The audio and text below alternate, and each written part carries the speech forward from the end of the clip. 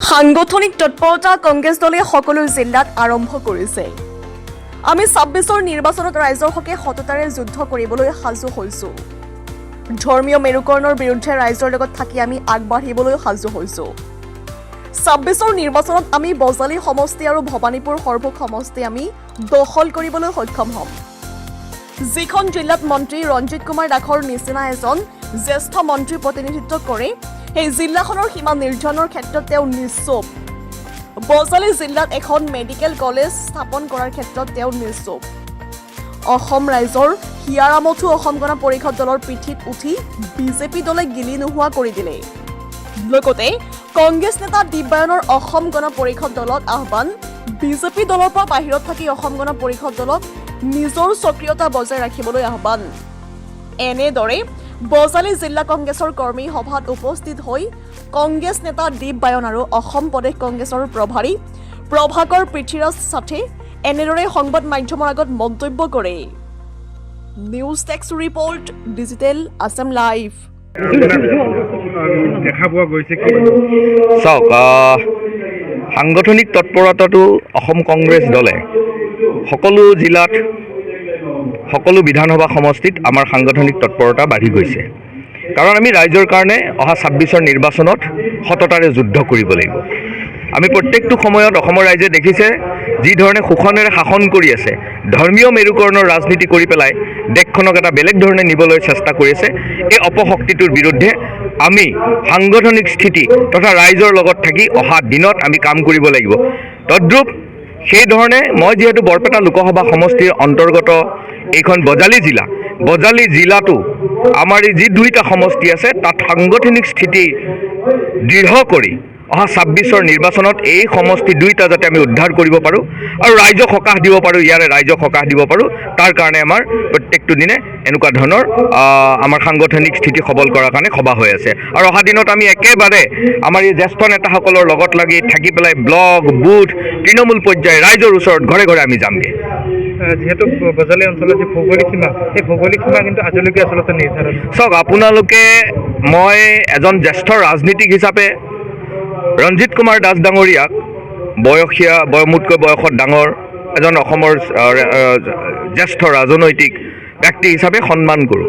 কিন্তু এই বজালী সমষ্টিৰ যি সমস্যাসমূহ যাক তেওঁ প্ৰতিনিধিত্ব কৰি এই সমষ্টিৰ পৰা এই জিলাখনক তেখেতে প্ৰতিনিধিত্ব কৰি আছিলে, এতিয়া গোটেই মানে ৰাইজৰ মনত এনেকুৱা হৈছে যে যিখন জিলাক তেওঁ প্ৰতিনিধিত্ব কৰে আজি সেই জিলাখনৰ সীমা নিৰ্ধাৰণৰ ক্ষেত্ৰত তেখেত নিশ্চুপ। ইয়াতে বিভিন্ন ধৰণৰ ঔদ্যোগিকৰণৰ কথাবিলাক থাকে, সেইবিলাকত তেখেত নিশ্চুপ। ইয়াতে এখন বজালী জিলাত এখন মেডিকেল কলেজ স্থাপনৰ কাৰণে বিৰাট দৰকাৰ ইয়াৰ ৰাইজৰ কাৰণে, সেইবিলাক কথাত তেখেত নিশ্চুপ। গতিকে ৰাইজে এই কথাবিলাক নিৰ্ধাৰণ কৰিব কি ধৰণে অহা দিনত ২৬ত আমি কাম কৰিব লাগিব আৰু প্ৰতিশ্ৰুতি সম্পন্ন মূল্যবোধৰ ৰাজনীতিক বিশ্বাস কৰা, ৰাইজক আৱেগেৰে নহয় বিবেকেৰে ঠগি পেলাই নহয়, আৱেগ বিবেকক ঠগি পেলাই নহয়, সঁচা অৰ্থত ৰাজনীতি কৰি ৰাইজৰ উন্নতিৰ স্বাৰ্থত চিন্তা কৰিব লাগিব। বজালীতে হওক বা নামনি অসমতে হওক বিজেপিক ৰুধিবলৈ আপোনাৰ নামটো চৰ্চাত আহি আছে। এইবাৰ ২৬ৰ নিৰ্বাচনৰ কাৰণে বজালীতে হওক বা বৰপেটাতে হওক আপোনাক অলপ বুবা চলি আছে আপোনাৰ নাম।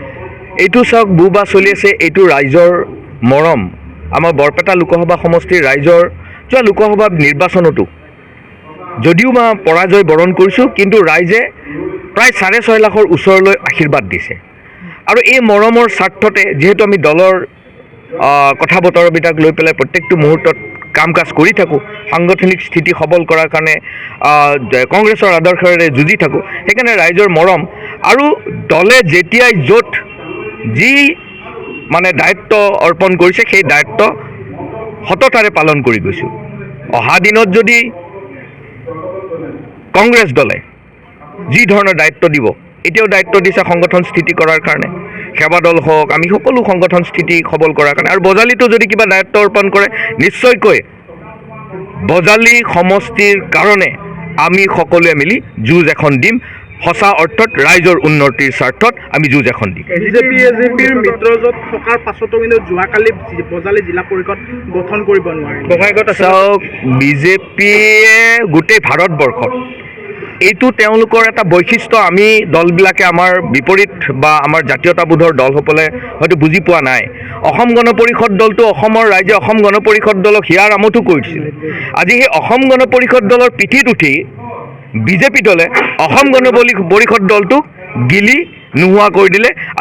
আজিৰ সময়ত ৰাজনৈতিক গোটেই ব্যৱস্থাটোত অসম গণ পৰিষদ দলৰ অৱস্থা নোহোৱা কৰি দিলে।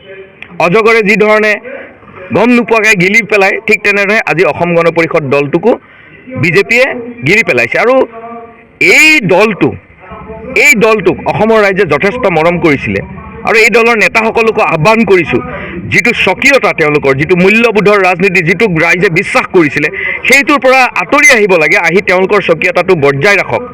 দৰকাৰ হ'লে আমিও গোপীনাথ বৰদলৈৰ দিনৰ পৰা, আমাক যিমানে যি ৰাষ্ট্ৰবাদী বা যি দল বুলি কংগ্ৰেছ বুলি নকওক, আমিও জাতীয়তাবোধ ভাল পাওঁ। গোপীনাথ বৰদলৈৰ দিনৰ পৰা তৰুণ গগৈ ছাৰৰ দিনলৈকে, আৰু আমিবিলাকেও দায়বদ্ধতা সততাৰে অসমৰ জাতীয়তাবোধৰ হৈ পেলাই কাম কৰি যাম, ভৱিষ্যতেও কাম কৰি যাম, যিধৰণে আমাৰ পূৰ্বপুৰুষ মুখ্যমন্ত্ৰীসকলে আমাৰ দলে কাম কৰিছিল। গতিকে অসম গণ পৰিষদ দলেও বিজেপিৰ পৰা আঁতৰত আহি অকলে যুঁজ দিয়াটো আমি বিচাৰোঁ। বঙাইগাঁৱত আচলতে কংগ্ৰেছৰ লগ হৈ জিলা পৰিষদ গঠন কৰিবলগীয়া হৈছে। আচলতে কিবা উমি জ্বলি আছে নেকি এজেপি বিজেপিৰ সংঘাত? আচলতে চাওক, আপোনালোকৰ টিভি মিডিয়াত দেখোঁ, বিভিন্ন ঠাইত দেখোঁ, আজি লাজ লাগে।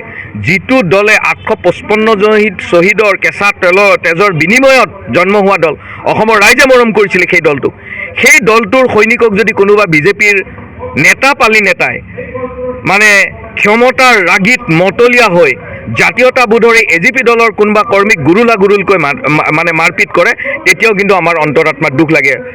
যদিও বা মই কংগ্ৰেছৰ সৈনিক, ময়ো এজন অসমীয়া ল'ৰা। গতিকে এই কথাবিলাক অসম গণ পৰিষদ দলৰ নেতাসকলে ৰন্ধে বুজি পোৱাটো আমি বিচাৰোঁ।